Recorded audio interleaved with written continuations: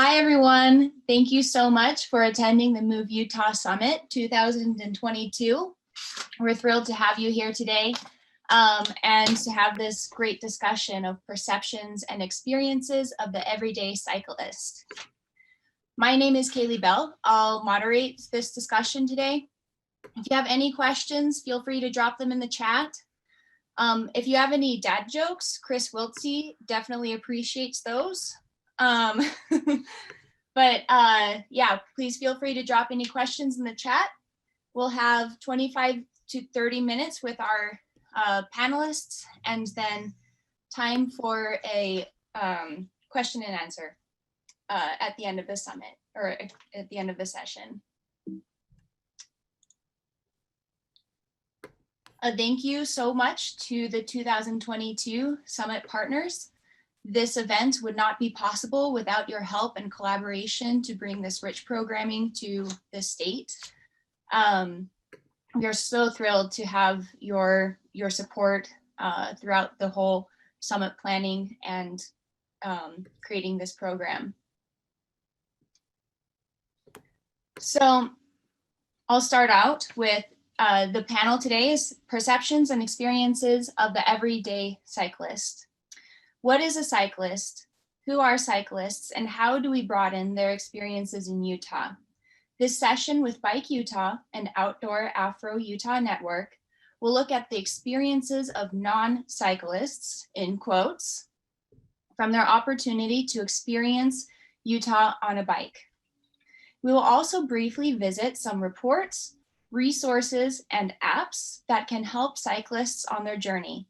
For example, the Diversity in Cycling report continues to be shared by cyclists and cycling organizations around the world.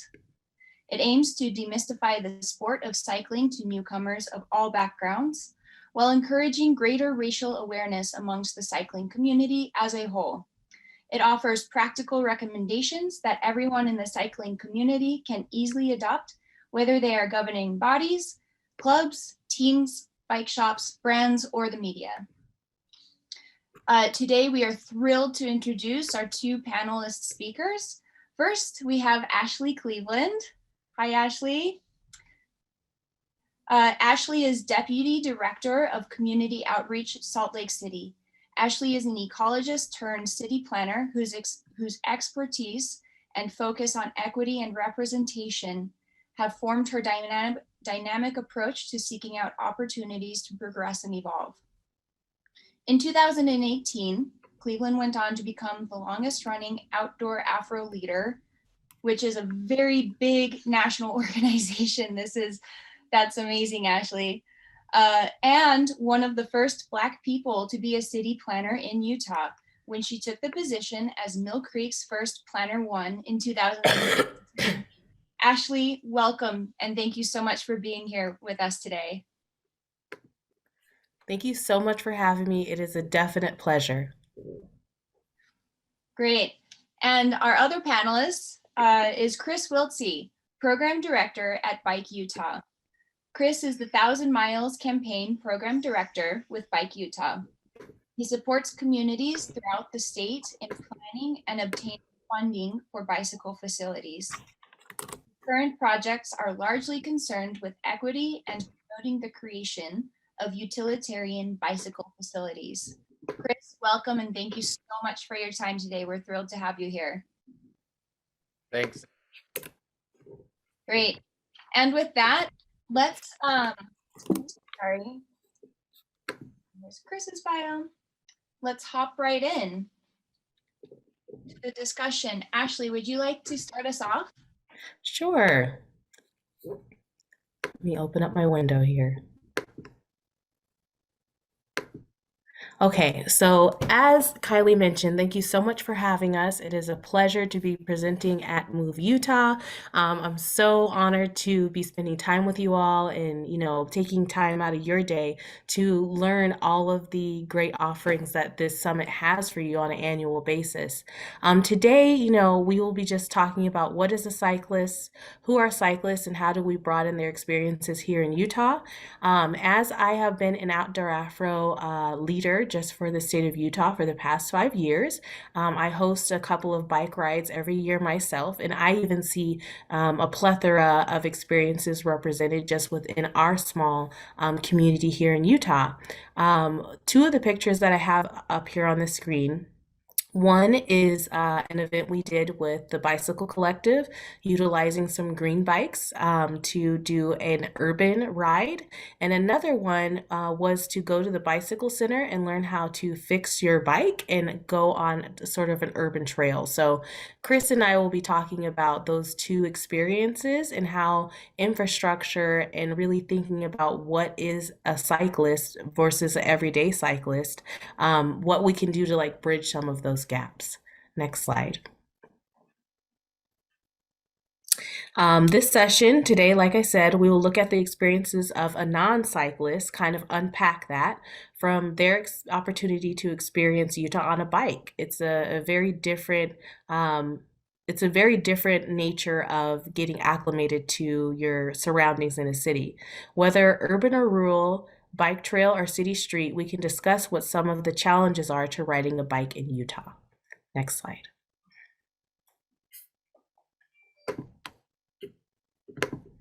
And then there we go. In 2020, Bike Utah and Bike Walk Provo received a grant from Spin Scooters. It was a data grant, and it gives us kind of unprecedented access to a platform called Streetlight Data. And so the name is a little misleading. It doesn't have anything to do with streetlights. It's about tracking our cell phone data to tell us what kind of mode of transportation we're using. So it uses machine learning to differentiate by taking into consideration things like speed, distance, etc. And then it gives you the data so you can visualize it on their platform, or you can take that data into GIS and make your own visualizations. This visualization right here is from Strava Data. And Strava, if you don't know, is an app that a lot of people use to track their oftentimes recreational bicycling or walking or running, things like that. But the issue is that oftentimes as planners and engineers, we are using the Strava data. And if you look at the Strava data here, you can see the darker lines. That's where most people are riding. And so what you see in the Strava data is that people are riding very long distances, and they're riding really fast, and they're riding to like nowhere. Oftentimes they're riding up canyons, they're just riding out to lakes or big giant loops. But when we dug into the streetlight data, and we had unlimited access, so we could get really granular with our data. Next slide. What we saw was actually the complete opposite. We found, much like Jeff Speck was saying earlier this morning, that people are actually riding very short distances. They're riding to very specific places, and they're riding within the downtown core, where there are a multitude or a diversity of destinations and origins. So places to eat, places to work, places to shop, live, etc. And so our license, as I said, was for Provo. So we also got to see some of the surrounding communities, so Springville and Orem, and I'll show some of that data later. But yeah, we predominantly saw that people were riding in the urban core. That doesn't mean people aren't riding elsewhere. You can see on these visualizations that they are riding where Strava data shows people are riding, but that's very misleading for the total picture. Next slide. And much like Jeff Speck was saying, these are the places where people are going to be hit by cars. It's these urban areas, often low income. And so that's what we found in Provo, where people were riding their bikes was where they were getting hit by cars, which makes sense. They weren't really getting hit on these recreational facilities or these recreational rides. A lot of it was just happening in that downtown core. And if you go to that concept he talked about, like where we should be focusing our investments should be where people are being hurt and killed. But what happened, or it happens sort of across the state from what I've seen, next slide, is that when we overlay where facilities are planned um, over where people are actually riding, we don't actually see that there are investments planned for where people are riding. So this is Provo's Transportation Master Plan. These are the active transportation facilities that they were planning simultaneously to the time that we were looking at this data. And what we found was that it looked a lot like the Strava data. You have these facilities that are being planned that don't really go anywhere. They don't connect anywhere. They're off in the suburban areas. If you look to the left, these facilities, these are all heading out towards the lake where there aren't even houses built yet. It's very suburban. This focus that sort of created a box around where people are actually riding and where people are actually being injured. And kind of the realization I've had, and this isn't necessarily exclusive to Provo, because I'm actually tracking most of the facilities that are being built throughout the state, and the vast majority are not urban practical facilities. That they look a lot like this. And so the realization I had is engineers and planners, when they think about cars, they act like they work in a transportation department. But when they think about bicycles, they act like they work in a parks and recreation department. And so we need to, if we are talking about transportation, we need to start thinking about things from a transportation perspective. Because if we keep building like this, it would be as if UDOT or other entities were just building cars or roads for cars up canyons, if that was all they were building, because that's what we are doing with bikes. So we need to be really careful about that, really taking into consideration a lot of the concepts that Jeff Speck was talking about earlier today. Next slide. And one of the really interesting things that kind of confirms some of these ideas I've been talking about is that people on bikes were riding to the same places that people were going in their cars at the same times of day as well. So you can see that these origins and destinations on both of these maps are more or less the same. Cars are more dispersed because that makes sense. It's easier to drive further distances, but it's really concentrated in these same places. Next slide. And even when you look at time of day, it was very similar. So in Provo, Brigham Young University is one of the major employers. So that is where the vast majority of people are riding their bikes and driving their cars, especially at peak hours. And then throughout the day, it becomes more dispersed as people are making other trips to get groceries and things like that. Next slide. And then we found these same trends in other communities. So we looked at Orem City, that is much more suburban. If you look at that really tall geometry where people are riding the most, I'll show you what that looks like in a second, but you can also see the Murdoch Canal over on the right side. That's still a place where people are riding significantly. You can clearly see it in the data, but where people are actually riding, next slide, looks like this, right? And it makes sense from a planning perspective because it has that diversity of destinations, those meaningful locations that we want to ride our bikes to and walk to, or even drive our cars. But this is how we develop our infrastructure, very car dominated, despite the fact that these are places where people are riding. And some of these destinations in this area are a university, there's housing, there's places to eat, there's places to work.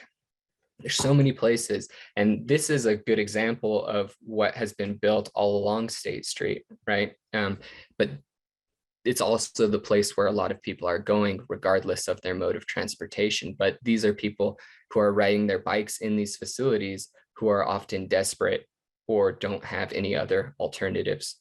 Next slide. Man, Chris, you brought so many good points up. I could just sit and listen to you all day. So, as you talk about, car dominant societies and, how that kind of creates a hostile environment as far as infrastructure goes. I know in the city planning realm, we have a thread of conversation around hostile architecture, but I don't think we really talk about hostile like infrastructure in regards to transportation all the time. And I wanted to bring up this picture here because I love looking at the juxtaposition of both of these in regards to what you just said. So when we talk about cyclists and, historically what that has meant for like transportation or leisure activity, um, I come at this as African American. And when I think about our relationship with transportation as a whole in this country, we have had very interesting experiences using either public transit or bicycling, right? Because in a lot of places we weren't allowed to be in. If we were on the bus, we had to be in the back. And then even when we did start having public transit coming into the suburbs, we were kind of left on the margins to have to walk into a neighborhood or ride a bike. So here pictured on the left, there's Martin Luther King Jr. He is riding on what appears to be some type of trail. I assume he's going, to some very important meeting. He has some books in the back, and he's just like navigating the space there. And then on the right, you have a more urban aesthetic behind you with a huge diverse background of people cycling in a very dense area. And when I think about, the outdoor Afro events I've hosted and what the differences between recreational biking and urban cycling is that if we are going to be participating in any type of urban cycling, we're going to need more support for each other because it is such a hostile environment, right? You brought up, you showed that image of Provo and what it looks like for a cyclist to kind of navigate through all of these barriers to just get from point A to point B at the same time as all these other cars. So when I think about the everyday cyclist, and I know being from the BIPOC community that a lot of us have been using bicycles for errands, and I had to use a bicycle to go grocery shopping with my own family back in California. How do we change the perception of the everyday cyclist and support our experiences? Next slide. So, why are cyclists, who are cyclists, and how do we broaden their experiences in Utah? I'm trying my best at least to provide I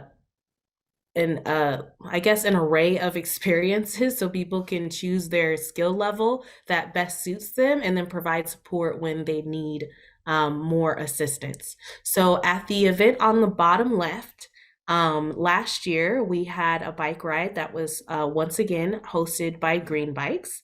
They provided us bicycles and helmets, and then we had our two own amazing Outdoor Afro participants who are very avid cyclists that had a kind of a bike shop riding session. How do you use your hand signals? What's the proper way to cross the street? When there isn't a bike lane, where should you ride your bike? And we did go through the urban fabric for a short amount of time, but most of this ride was on an urban trail.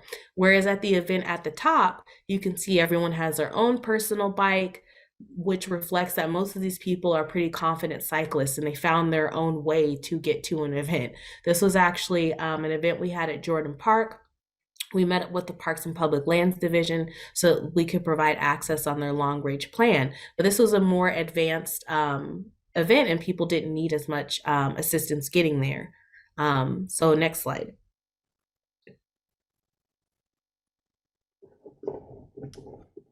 And one of the other things that contrasts with Strava data, in Strava data, a lot of those people are middle to higher income. But what we actually found when you look at all cycling and all people across income levels is that there is a negative correlation between income and bicycle ridership. So the more money you make, the less likely you are to ride a bike, which that totally pushes back against a lot of the assumptions we make. We make these assumptions, like if you looked at all of Ashley's pictures, I don't think I saw a single person wearing Lycra or wearing like all branded up as like a billboard for these companies. Most people are actually pretty normal. They wear cotton shirts. They dress like they would every day.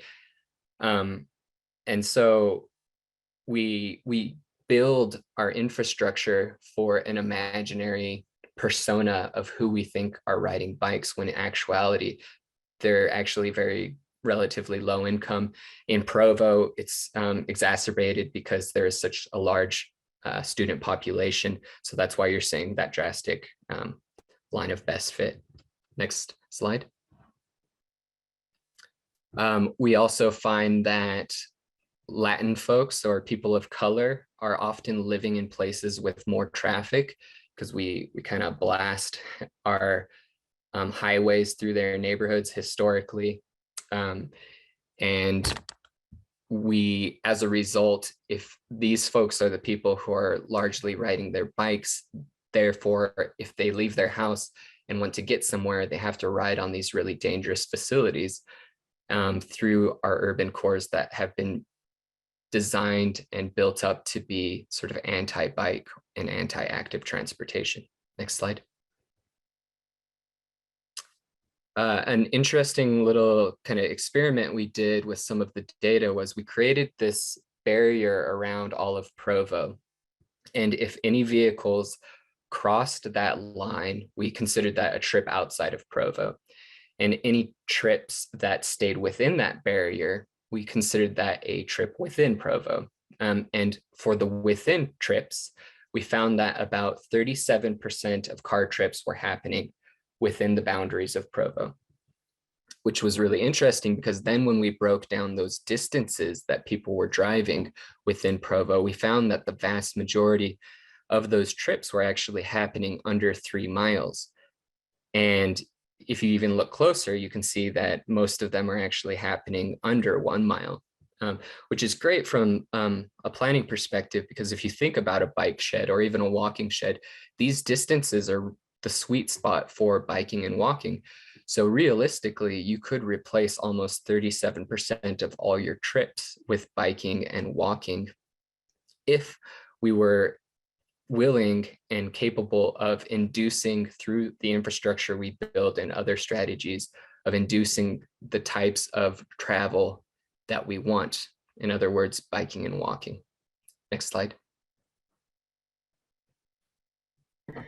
So, you talk about this box we build, right, with our infrastructure, where you have the urban core of a city, and then you have it, supported and surrounded by a cushion of suburbs. And then you have your urban trails and natural areas that usually have bike paths. And that's where we have put this imaginary cyclist wearing Lycra and looking like a superhero. Now, granted, I have seen these people, they do exist, but they are in canyons. When I think about, the box that we live in, historically, BIPOC people have been in rather urban settings. That's just where historically we've been able to get jobs. That's where that's where we live and thrive, historically. But I just wanted to, really connect the idea that bicycles, okay, B is for bicycles and BIPOC, right? If we want to make cities more inclusive, experiences with infrastructure for everyone, we have to start with people who are, I guess, economically at the lowest margins, but also having the hardest time navigating, right? We talk about in city planning all the time that if we can bring all of our infrastructure up to ADA compliance, that will assist everyone. People who are not neurotypical, moms with strollers, people who are aging in place, things of that nature. At the end of the day, if we can provide as many options as possible for people who do not look like the people who are in power right now, it will probably result in the best product possible. So remember, B is not only for bicycles, it's for BIPOC as well. And if you need a breakdown of what that term means, it's for Black, Indigenous, and people of color. And there's a reason why that nomenclature is laid out in that way too. Next slide. As I think about, the 5 years that I've been an outdoor Afro leader and the many bike rides I've been able to host, thankfully, because of nonprofits like Bike Share, consulting with, you all, and also checking in with the Bicycle Collective, I constantly think about what would make our experiences more comfortable, right? And I moved here from California. I sold my car and bought a bicycle, and that was my main mode of transportation for 3 years. The only reason I wind up trading up to a car is because I became a parent. And now that my child's a little bit older, I'm going to be going back down to a bicycle. But anywho, um, how can we be more supportive of people as people who are engaged with the built environment, have access to power, have access to grants, and really think about how we, I guess, not have a box, or make sure that those trails that are on the periphery are being infiltrated into the urban core. Some of the suggestions that I've been thinking about a lot is, we always talk about sharing the road, but what does that mean? I don't want to, of course, encourage over policing of BIPOC neighborhoods, but it would be really great if, instead of always seeing people getting tickets for, running a stop sign, which they shouldn't be doing anyway, I'm not advocating for that, but also looking into, maybe giving warnings for people who are stopping in the crosswalk, who are hanging out in the bike lane, before that right turn lane comes up, how we actually have better etiquette as drivers in our neighborhoods, signals and signage. That image that you showed in Provo, and like many other big box realty focused neighborhoods and cities, we need more pedestrian level signage, right? That's welcoming and diverse, and is at a height that would help us wayfind and navigate around a city. And then, having a conversation about safety outside of crime. I talk about that all of the time. I know that when it comes to bicycles in Utah, bicycle theft is the number one thing going on with bicycles in regards to crime. But how do we have conversations about safety in regards to like safe routes or supporting complete streets? I also think route choice is really, really important. We need to expand our multi-use trails into the urban core. I definitely think that if humans are more connected to nature, we're much happier individuals and healthier. Bike parking, I think that we could really be assisting some of our places of employment with growing a biking culture within their facilities. And I know we have snow here, we have cold weather, it rains about 2 times, but if there was some indoor bike stores, that would probably be really great as well. And then, you talk about clothing, and we know that, as in this picture here to the bottom right, that people are dressed real normal. You got this guy over here on his cell phone wearing his basketball shorts, another lady's wearing her jean shorts and her Keens, I believe. One of the conversations that I have with my members is, how do we do thrift store hauls to like maybe all go to a thrift store and find some bicycling clothes, or where are gear collectives at? I know that over the past year we've been talking about equity, and so you see a lot more gear collectives popping up, and I think that's great so that we can have those conversations. I will say I've been very privileged as a planner to work at city halls that usually have about one shower located in the whole building, and that usually makes biking to work as a necessity and a prioritized mode of transportation more comfortable in working in a professional environment. How do we have that conversation? And then, of course, making the bike more accessible. They don't all have to be extremely expensive to get started. And then trading on maintenance is really important, especially, not to say all women, but women like myself. I needed to close that gap so I could feel safer going out a little bit further from my home. And then, of course, you brought up a really great point, Chris, about our infrastructure. And I'm pretty sure we could spend a whole nother seminar talking about how Jane Jacobs spent a lot of her time in her career fighting infrastructure, railroading right into our neighborhoods. And that's just a historic struggle that we have to kind of try and really, really evaluate and pull back from if we want to really support multimodal transportation. Next slide. I wanted to bring up this picture because, when we think about infrastructure, it's always great to have an image. So one of the things that I love to see here is your example on the left. I believe it's somewhere, I don't know, really cool on the East Coast. I'm just assuming. But it's a shared use, mixed use path. The area on the right is for pedestrians and those, those people who are aging in place and the moms with the strollers. And on the right is for all those scooters and bicycles and everything else that has wheels. And then you can see it's lined by vegetation and probably really protected from cars. And then being that the lane seems to be a lot narrower, right? People drive probably a lot slower. And we have the opportunity to do that here in Utah. We have the opportunity everywhere because our lanes are so huge. We could be infilling a lot of the things that we do and going on road diets, as my favorite Ted Knowlton always suggests. And then on the right here, this is a picture of my own neighborhood and my own little cyclist that I'm training, using the sidewalk and being very close to cars who are just coming right up to the development to park. Next slide.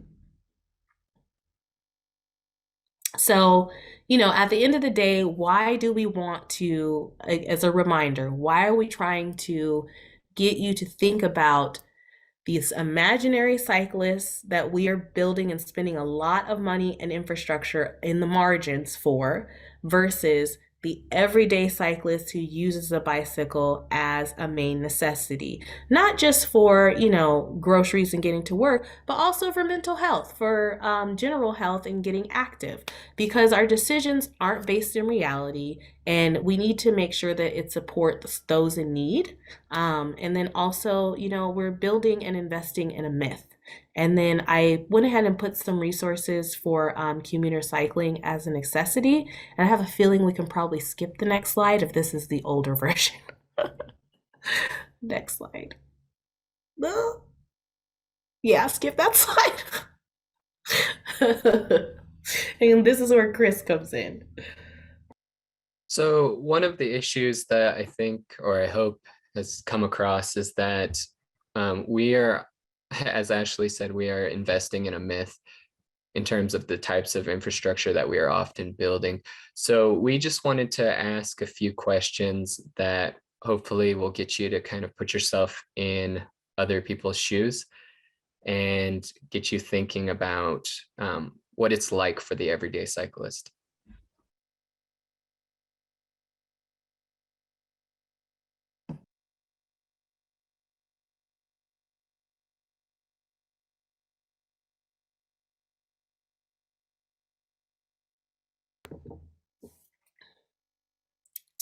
Yeah, so this first question, just think about it. Have you ridden a bike to run an errand or to get to work in the past year?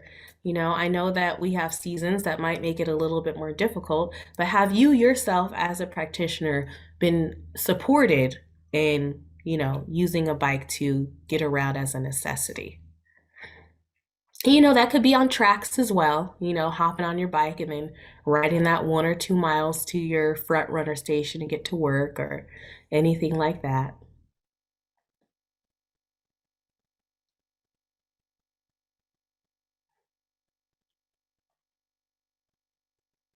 One of my favorite things about riding a bike is being able to see my neighbors out. I feel like I get to see and interact with my neighbors a lot more when I ride my bike to the grocery store or the park or to a local neighborhood bar. What about you, Chris? What do you enjoy most about riding a bike in your neighborhood?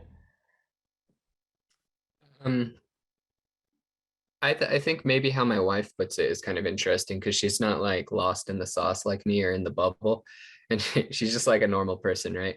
And she has brought up that we live in a neighborhood where we can do everything we want by walking and biking. So I can go to the gym, I can go get groceries, I can go um, to a restaurant, and I can do all these things within a 5 minute bike ride. And so I really love that about where I live.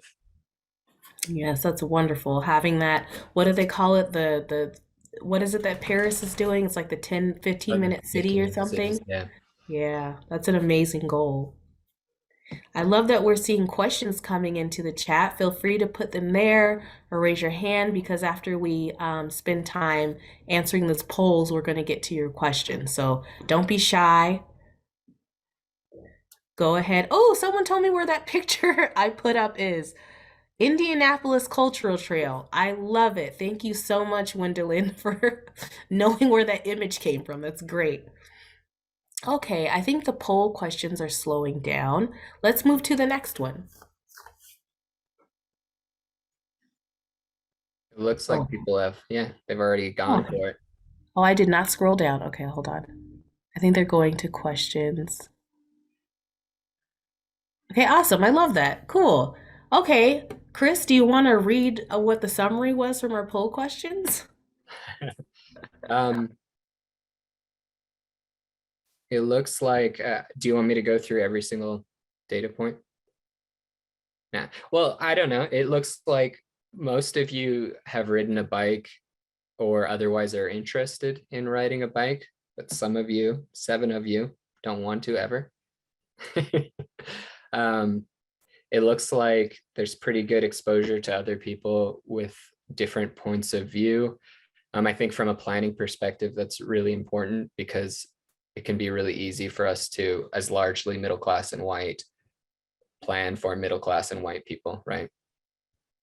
And then lastly, some of the goals that you all have set for yourselves. Reading things by people who do not look like me, following different people on social media, talking to your peers about their experiences. Learn what the difference between an ally and an accomplice. Do you want to give us a quick overview, Ashley, of what that is? Sure, sure, sure. I would just like to reiterate that both are good, okay? Being either is a great thing, all right? It also just has more to do about, where you personally are in that journey in regards to talking about equity, inclusion, diversity, all that good stuff. Where are you in learning about the paradigm of racism in our culture in America? But an ally essentially is someone who says, although someone has an experience different from me, for me, for example, I'm a black woman, I'm cis, I'm hetero. Um, it's saying that if I have a friend whom I care about who is non binary, does not look like me, I understand that their experience is different from mine and that is valid. And whatever I can do to support their voice is what I'm going to do by like following their lead, for example, by saying like, oh, I know our experience is different and I acknowledge that. Or saying to someone else who, might not know about that, to, really just support that narrative. An accomplice is where you get really comfortable in that space and you're able to take the lead of the person who does not look like you and saying, what do you need specifically help with in order to get support for you completed, right? So, for example, with Outdoor Afro, the whole goal of Outdoor Afro is where black people and nature meet, right? And there are some people who get that and are cool with it, and there are some people who are like, why is this even a discussion, right? Those are not allies or accomplices. They're not there. They're not there in their evolution. But when we think about the nonprofit organizations who say, okay, I understand that your experience is different from another person's. What specifically can I do to help with those gaps and those barriers without centering myself? So, for example, Green Bikes, they provide us bicycles and they don't center themselves in our experience. They don't come on the bike ride. They don't make a post about the bike ride. They don't host the bike ride. They just say, what is it that you need? And I will fulfill that and then step back. That was maybe long, but sorry. It looks like a ton of questions are coming in, so let's move to the next slide, Kaylee, and if you could start shooting off questions for us.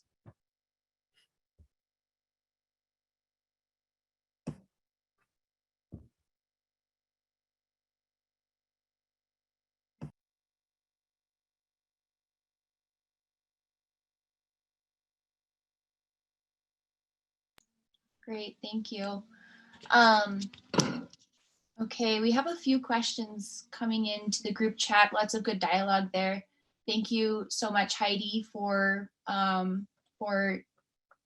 jumping in there. We do have a couple of questions here that we wanted to ask you, the two of you. How are the needs of bicyclists non-monolithic? And can you give an example of that? Do you, okay, I'll go first. We did some focus groups in Millard County, and it was really interesting because those focus groups had a lot of women in them. And I also attend a lot of stakeholder meetings across the state. And so I have a pretty good idea of what your average like bicycle stakeholder looks like. And they look a lot like me, maybe with hair, but in these focus groups, because they were largely made up of women or comprised of women, the perspectives were very different. They were very invested in safe streets and complete streets, and they wanted places to be able to take their children. And we had a few men in those groups, and they were more of what you would sort of traditionally think of as your bicycle advocate, sort of the Lycra crowd. And they're very those folks were very dismissive of kind of complete streets. They just wanted like a bike lane just shot through town that they could ride as fast as possible. So sort of taking that into consideration, particularly in who we are inviting to be stakeholders, because I think we end up with monolithic outcomes because of the types of people that we invite to stakeholder meetings. And I'm gonna just say that I agree with everything Chris said. If you want to maybe bridge that gap in, expanding who you invite to meetings, realize that they'll need support and be ready to do that. Don't just say, oh, well, I invited the moms group and I sent the invite out and they didn't show up. So therefore, it becomes kind of a misplaced blame game. So if you're going to invite moms, maybe figure out how to have some childcare and some coloring and activities, some juice boxes. And I'm only saying this as a mom. So invite other people, but think about how you can support them when you invite them. And for those focus groups, we paid everybody. So I think that helped in some ways in getting some people that maybe wouldn't normally come. Great. Thank you both. We have a question in from Jay saying, it seems like we in the planning community create special interest groups to create support. Are there any efforts to introduce diversity through integrated events?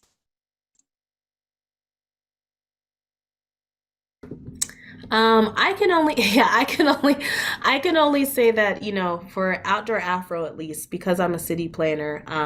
For example, when Parks and Public Lands did their Reimagine Nature long-term planning efforts, they went out into the community. They did most of their surveying. They didn't just do online. They did physically at parks, and they hired diverse people to help get the survey out and go up to folks and encourage them to fill out the survey. I just happened to host a couple of Outdoor Afro events where we rode bikes to that event to get a snow cone and participate in the survey. So I think that's one really good way to integrate some of those things. Probably ask some of the nonprofits that are already engaged with you in your planning process about how to help those to bridge those gaps. Can I answer one of the questions in there? Because I kind of anticipated this question. So Taylor from Cache County, I believe, said, how do we combat the Strava bias when we are planning for new communities if we don't have access to full streetlight data? One thing we found across the board was that these same trends were happening in every single community despite their built environments. So for example, Springville, which is a sort of rural suburban community, Provo, which is urban, and then Orem, which is suburban, they all had the same trend. Where you built places for people to go, that's where people wanted to ride. So I think even without Strava data or streetlight data, you can make those assumptions that you need to be building it around the urban core. If you look at Jeff Speck's plan for Vineyard, that's what he did. He just created a really walkable community with the appropriate infrastructure in place, despite not having any sort of data like what we had for Vineyard currently. And if you look at current data for Vineyard, because we actually had the streetlight data for Vineyard as well, because they don't have like a downtown or an urban core, they just sort of have like a baseline like ridership all across their city, because there's no places for them to really ride other than recreationally. Yeah, that is so true. I saw a Jim had their hand raised. Jim, would you like to either take yourself off mute or put your question in the chat? Thanks, Ashley. I actually accidentally pressed the button. Okay, I never mind. appreciate the follow-up. I have we have another question here for the two. Well, for Ashley, how do the needs of everyday cyclists get balanced into the consideration of government employees? Oh my goodness, that's a good one. That is a good one. Um, I think from what I've seen in my very short career, okay, I graduated in 2016, y'all. I'm still learning, okay? Um, but what I have seen is we have a general budget in cities, right? And that has to be balanced because capitalism. But the general budget is usually voted on by most of our constituency, and it really is, the electric bill. It's what keeps the light on. It's our basics, right? It's our basics plan. It's nothing extra. But when we want to do something extra, your staff members, who I strongly suggest you reach out to them and be nice and just, know what they do every day, they usually are vying for grants on the side, which are hard to apply for. They're usually going to the legislature and like trying to advocate for you and things of that nature. But there's more freedom in that area than there is in the general budget because the general budget usually has a lot of stipulations tied to it. City council is looking for some deliverables in that regard, and a lot of that money is sometimes tied to the state, which makes it a lot harder to do. For example, I applied for a grant through CDBG, which is a community development block grant from the feds, or housing and urban development, I like to call it. And that was mostly to improve a park. But in order to improve the park, you can physically go as a planner or whomever you are in your department. You have the power to leave your desk, right? You have a power to open up that conversation and say, I'm going to decide to build at the speed of trust and slow any process I can down to be more inclusive for the community, and physically go and talk to them. And if you need help talking to them, there are tools. If you have a language barrier, Google is not the best, but it'll at least get the conversation started and help a little bit. So I'd say when it comes to staff trying to make decisions about the everyday cyclist and their experience, it comes down to meaningful engagement. It comes down to meaningful engagement, and it comes down to you making the decision as a staff member to try and think outside of the box. Because if we don't, we're going to still have that same box that Chris showed us with the trails. Can I respond to one comment? It's from Anthony, and he says, your data seems incomplete. Knowing where cyclists go doesn't tell the whole story from an experience standpoint. I definitely agree with that. And one thing that we're actually working on with, or this next year, or this year, is we got some funding from the state legislature to do a needs assessment. So we're actually going to go out as part of my program and our new Level Pedals program and go out and ride and do a qualitative needs assessment for the state to find out where people are riding, why they're riding, what's their sort of lived experience in a very specific and granular way that you couldn't normally get from data. So yeah, I definitely agree with you, and we're trying to get a more complete picture. And Chris, on that point, that makes me think about, I'm looking at the conversations here in the chat with Angelo's question about data in rural areas of the state. Would you say that the new needs assessment that you'll be running through the Level Pedals campaign will contribute to that data in rural areas?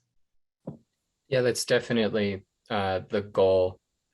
And that's not to say that people in rural areas you wouldn't see the same trends or the same needs, right? I think in rural areas, we often try to build suburban and we get none of the benefits, or we get most of the downsides of urbanism without the benefits of urbanism, because you have like strip malls and things like that.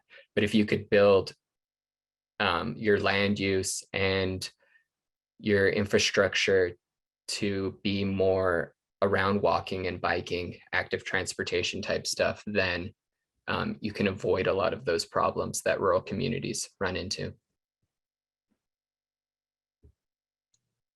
Great, thank you. And just an announcement, we have 6 or 7 more minutes until we'll wrap up and hand the stage over back to Heidi. So just minute countdown there. Any more questions in the chat?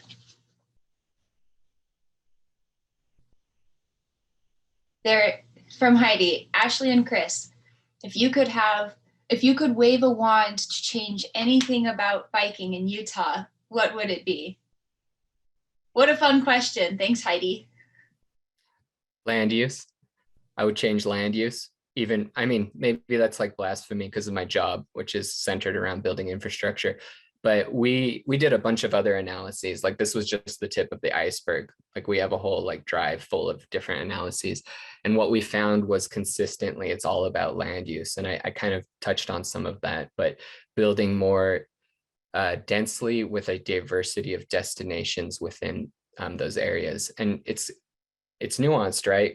And it can't just be density, because I see a lot of these, like what my friend Mike West calls high density sprawl, where we like slam these apartment complexes next to freeways and they're really dense, but nobody's going to be walking and biking within that context. Yeah, high density sprawl is, yeah, that's a huge issue. That makes me think of our TSA zones that we have in Salt Lake City. And I can already see the community is excited about the affordable housing aspect that's being incorporated in there, but even people who, are needing that affordable housing and, appreciating the density next to where they work, they still are having issues with like parking minimums and parking requirements and making that transition over to more active modes. If I could change anything, if I could wave a wand, oh Lord, I'd be waving that wand for continuously. But if I could think of some small things to wave a wand for is, we have some electric bicycles that are entering the chat, if you will, of our state as we're becoming a more tech heavy state and hosting a lot of people who are coming from out of state to enjoy our natural landscapes. And I can't say anything because I'm a Californian who came before the wave.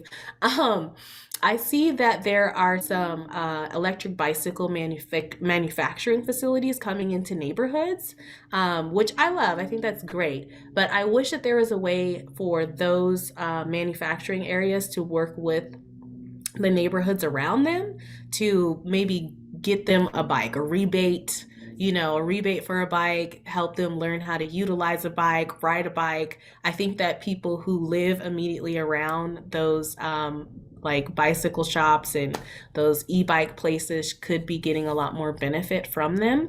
I definitely think that, I'm trying to make the transition as a parent to riding an electric bike and with like a little wagon and things in the back. And I think that that could help out a lot with that 37% target that Chris mentioned. And I think that that 37% target is a good thing to continuously try and work on and improve, right? We want to decrease those 37% of trips in our urban core to be more active modes of transportation.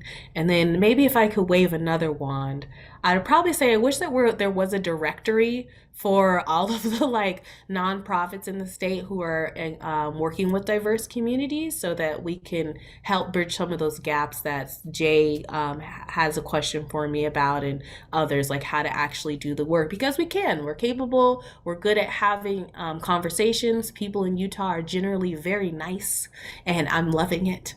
So yeah.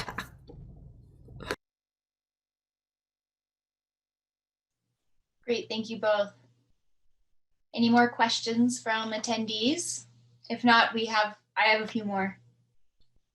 Yeah, the nonprofit directory, like that's amazing. I know that a lot of Bike Utah does a lot of collaboration with other organizations and businesses who are working in this realm. And the closest we've been able to find is I think a directory hosted by, I think maybe a mayor's association, but it took a lot of digging to be able to find that list. So yeah, that would be amazing. Chris, what is the most surprising project that has met the most surprising need in your 1,000 Miles campaign project?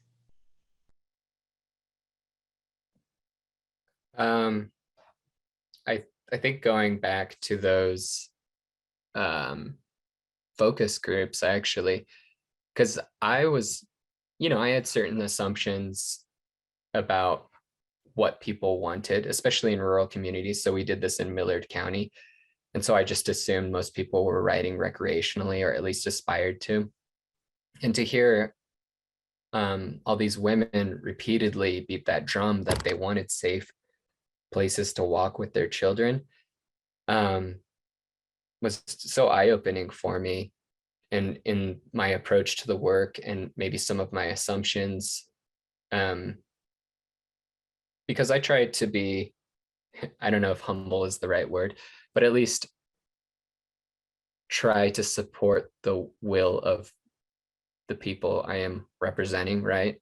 And to hear that was really sort of mind altering, I guess, for me, or paradigm shifting, in terms of, yeah, these are universal needs that people see and desires that they have.